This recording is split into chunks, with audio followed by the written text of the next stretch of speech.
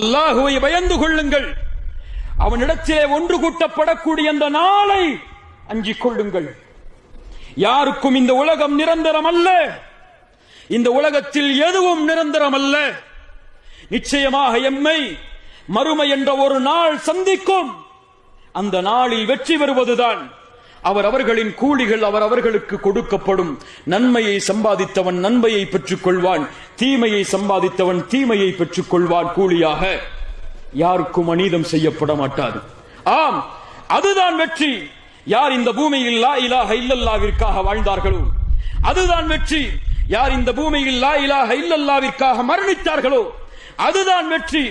யார் கபருடைய வாழ்வில் விசாரணையில் வெற்றி பெற்றார்களோ அதுதான் வெற்றி. யார் நாளை மறுமையில் அந்த ரப்பை இந்த இரண்டு கண்களால் பார்த்தார்களோ அல்லாஹ் ரப்புல் ஆலமீன் அதை நோக்கமாக கொண்டு வாழக்கூடிய மக்களாக எம்மை ஆக்குவானாக.